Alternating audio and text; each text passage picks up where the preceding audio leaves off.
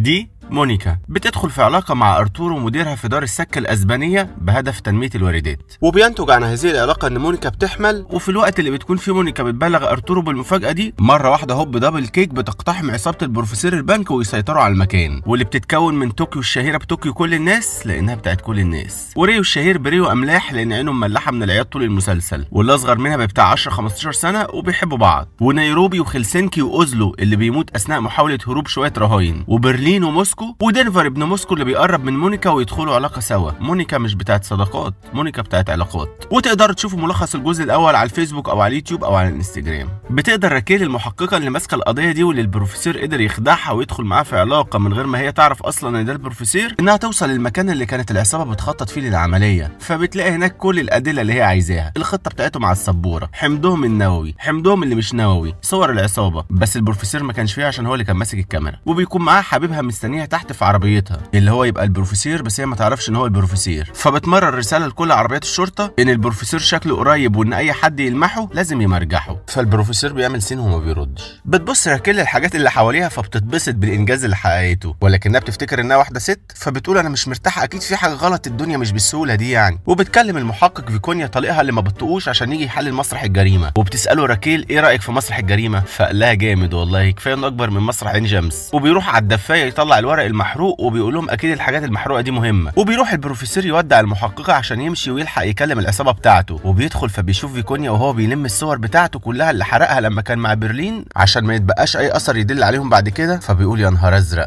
فالظابط اللي جنبه قال له مالك متوتر ليه؟ فقال له هيشوف صورتي بالبوكسر، وبيصعب على فيكونيا فبيعرض عليه انه يوصله في طريقه. وفي الطريق بيقول البروفيسور معلش سؤال ممكن اساله عن راكيل بما انك يعني المستخدم الاول ليها؟ فقال له اتفضل. فالبروفيسور قال له هو مدخل الشاحن منين؟ وبيقوم قايل له سؤال تاني معلش، وشك ده ولا شغال عليه؟ فبيتعصب فيكونيا ويقول له انزل لي. فيقوم البروفيسور مناوله لوكاميه شبراوي فوشه جاب الارض، وقام مبدل الدليل اللي في شنطه العربيه بورق جرايد محروق قديم، وبعد كده قام فوقه من نومه وقال له معلش يا صاحبي والله الحبايه هي اللي كانت سايقه. فبيقبض عليه فيكونيا. بتقرر طوكيو كل الناس انها هتعزل برلين من القياده لان البروفيسور مختفي ومش واثقين في برلين. فبتدخل على املاح ودنفر وتقول لهم جاهزين؟ فاملاح بيقول لها فقالت له يلا بينا، وبيقوموا رابطينه. ولكن نيروبي وخلسنكي بيتضايقوا من اللي حصل فبيطلقوا سراح برلين اللي بيعاقبها وبيربطها على ترابيزه العمليات، وبيقوم شايل البلاستر من على وشها. فبتقول له شكرا والله شنبي كان طلع وريو كان قرفان يبص لي. فبيبص برلين للباب بتاع البنك ويقول لها جاهزه للي جاي؟ فقالت له هو مين اللي جاي؟ فيقوم ملاعبها زحاليق. ومره واحده واثناء ما رجاله الشرطه واقفين مفرهدين في الشمس بيلاقوا قدامهم طوكيو مربوطه ونازله على السلم، فبيفرهدوا اكتر. وبيطلب منها الضابط تقلع الجزمه فبتقلع الجزمه، وبيقول لها والبنطلون فبتقلع البنطلون، فبيقول لها والتيشيرت فبتقلع التيشيرت، وبيقول لها فبتقول له ايه تاني؟ قال لها السلسله مالك في ايه؟ وبيقوم شايف ريو اللي بيحصل من الشباك فيقوم معيط وقايل صاحبتي اللي مشرفانا في اي حته. بتروح الظابطه اللي في القسم تتكلم مع البروفيسور وتقول له بتضرب ظابط انت هتموت، نفسك في حاجه قبل ما تموت؟ قال لها عايز اعمل مكالمه التليفون بتاعتي. فبتقول له هتكلم مين؟ قال لها ابو عمار السوري اصل انا جعان. وبيكلم راكيل ويحكي لها اللي حصل، وبيدخل الحمام ويقوم معذب نفسه عشان يبان ان في علامات ضرب في جسمه. وبتيجي راكيل وتقول له وريني، وبتساله ايه اللي في صدرك ده من ايه؟ قال لها الاكس بتاعك ضربني. قالت له طب والسواد اللي في عينك؟ قال لها لا ده من كتر الفرجه على فيديوهات صفحه فيلم في الخمسينه بتاعت محمد طاهر. وبتقوم مشاهده الاسم كله على الاصابات اللي في جسمه، وبتجبر طليقها انه يتنازل عن المحضر. وهما في الطريق بتساله راكيل ايه احلى حاجه في علاقتنا؟ قال لها الشرف. فقالت له اشمعنى الشرف؟ قال لها اصله مش موجود. بيقعد املاح يعيط على جنب على طوكيو وهو مش عارف يعمل ايه ولا ينتقم ازاي، ولكن بيفتكر ان هو واحده ست. فبيقوم في نص البنك ويقول للرهاين لو انتوا فاكرين انكم قاعدين وبتساعدونا عشان المليون دولار اللي احنا وعدناكم بيها فانتوا اغبياء، ولو انتوا فاكرين ان اصحابكم مشوا فعلا وما اتربطوش في الدور اللي تحت فانتوا اغبياء، ولو انتوا فاكرين انكم هتقدروا تهربوا فانتوا اغبياء، ولو انتوا فاكرين انكم هتقدروا تقعدوا فانتوا اغبياء. فواحد من الرهاين قال له هنعمل ايه؟ فقال له انتوا لو هتاخدوا بكلام واحد متخلف زيي فانتوا اغبياء. فقال له طب وانت بتعمل كده ليه؟ قال لهم معلش اصلا انا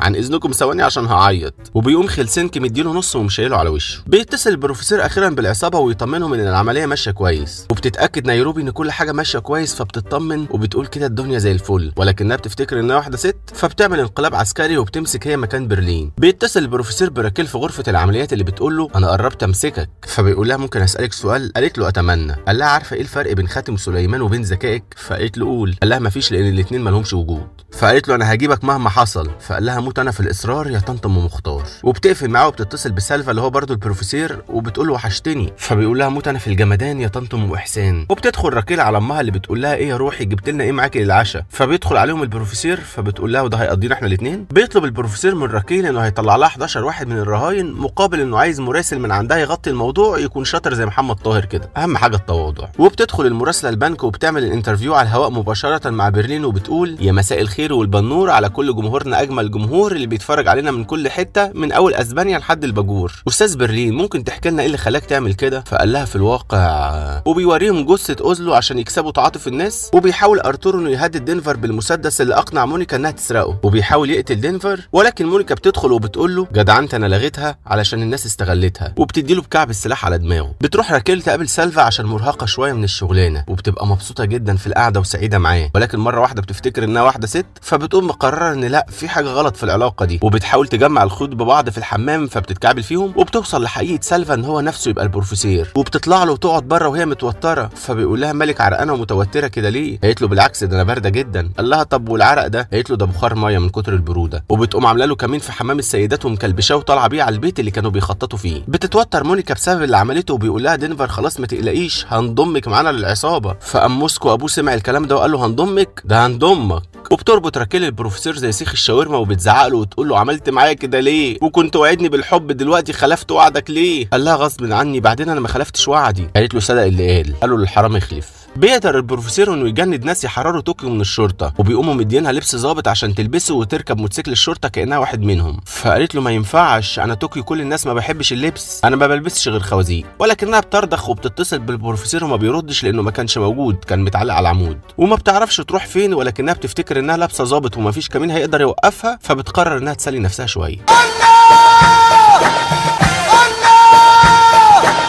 بتقرر راكيل انها تسلم البروفيسور للشرطه ولكنها بتبص على الجي بي اس فبتلاقي نفسها وصلت لسن اليأس، فبتقوم حاطه البروفيسور على جهاز كشف الكذب عشان تختبره وبتساله بتحبني؟ فبيقول لها طبعا يا حياتي. فقامت سالاه بتحبني؟ فبيقول لها وبقولها يوماتي. وبتساله مين ساعدك في العمليه؟ قال لها انا ما حدش يساعدني عشان انا مش محتاج حاجه من حد. فقالت له طب والعصابه؟ قال لها لا دول شركائي عادي. قالت له مين احسن بريكن باد ولا جيم اوف ثرونز؟ قال لها بريكن باد طبعا. فقام الجهاز مفرقع في وشه. وفي نفس الوقت بتلاقي طوكيو نفسها محتاجه حنان من اللي نفسها فيه من زمان ده اللي هو من امبارح. وبتطلع على بيت السك اللي فيه باقي العصابه وبتقدر تجري عادي وتدخله عادي عشان احنا في مسلسل توم وجيري عادي، وبيضربوا عليها النار وبتاع 8444 طلقه وما بتموتش عادي. وبتضرب طوكيو واحد امباليه وبتدخل البنك وبتنجح خطتها، بس بتيجي طلقه في موسكو فبيودع. ادي اخره النجاسه. بتصحى راكيل من النوم فبتلاقي البروفيسور عرف يحرر نفسه وماشي، فبتجري عليه بالمسدس وبتقول له يقف. فقال لها انت عمرك ما هتضربيني. فقالت له مالك واثق قوي كده ان مش هقتلك ليه يعني؟ قال لها اصلا انا بحب الصيف. فقالت له انت اللي زيك الموت رحمه بالنسبه له. وقامت سايباه وقام مقلب عربيتها وماشي. وبتدخل طوكيو الحمام عشان تعيط بسبب اللي حصل لموسكو، فبيخبط املاح الباب وبيدخل ويقول لها هدي نفسك يا روحي فداكي. فقامت بصاله وقايله له ايه يا اسطى قله الذوق دي، انت بتخبط عليا قبل ما تدخل؟ بتقرر راكيل انها تسلم البروفيسور وتقول للشرطه على المكان اللي عملت فيه علاقه معاه وان ده اكيد مقر القياده بتاعه. فبيروحوا يقولوا لها المكان ما فيهوش حاجه. قالت لهم ازاي انا كنت هناك بنفسي. قالوا لها وكنت بتعملي هناك ايه بقى؟ قالت لهم كنت بشتغل تحت ضغط. فبيحولوها للتحقيق عشان هي المفروض ممنوع انها تعمل علاقات مع العملاء. بيقدر البروفيسور من ناحيه والعصابه من ناحيه انهم يخلصوا النفق اللي بيحفروه، وبيقعد دينفر مع مونيكا لوحدهم كده ويقوم سائلها مره واحده لو اللي في بطنك ده بنت هنسميها ايه؟ فقالت له هنسميها مستحيل على اسم الله يرحمها. قال لها طب لو واد؟ قالت له هسميه خديوي عشان انا ابني ابوه متبري منه ومالوش كبير. بتقبض الشرطه على راكيل لانهم شاكين انها بتساعد البروفيسور. وبيروح ريو يقول لطوكيو قال لا قولي لي انت ناويه تعملي ايه بعد ما تطلعي من هنا؟ قالت له هطلع رحله على البحر وانا لابسه لا مؤاخذه عشان احس بالحريه وانت. فقال لها ناوي اتحجب. وبتقدر الشرطه انها تقتحم المكان وبتلاقي الرهاين وبتخرجهم، وبتبدا العصابه تنقل الفلوس للنفق اللي هيروحوا بيه لمخبأ البروفيسور. وبيقرر برلين انه يعمل لاخرته ويقف هو يتصدى للشرطه. فبتقول له نيروبي مش هينفع نسيبك لازم احنا الاثنين ننزل. قال لها لو ما سبتنيش احنا الاثنين هنموت. فقالت له بالسلامه انت يا حسين. وبتعمل منه الشرطه مصه جوافه وبتفجر العصابه النفق عشان الشرطه ما توصل لهمش. فبتضطر الشرطه انها تاخد عنوان المكان من راكيل بعد ضغط وتهديد. وبيروحوا يلاقوا المكان فاضي وفيه ورقه من البروفيسور مكتوب فيها الاكل في الثلاجه سخنه وكله بس بالاسباني. وبتعدي سنه على الجريمه واثناء ما راكيل قاعده بتاكل عصيده في امان الله بتفتكر الصوره اللي اداها لها البروفيسور للاماكن اللي نفسهم يسافروها سوا، وبتجمع الصور ببعض فبتلاقيه كان سايب لها احداثيات المكان اللي هيبقى فيه. فبتشد الرحال وتروح هناك وبتلاقيه قاعد مستنيها. فبتقول انا كنت عارفه انك هتستناني. فبيقول لها انا كنت هموت من الانتظار يا طنط ام منار. ما تنسوش تعملوا لنا فولو عشان تتابعوا الفيديوهات الجديده والقديمه، وتعملوا فولو لاحمد رضا عشان هو اللي منتج الفيديو ده. سلام.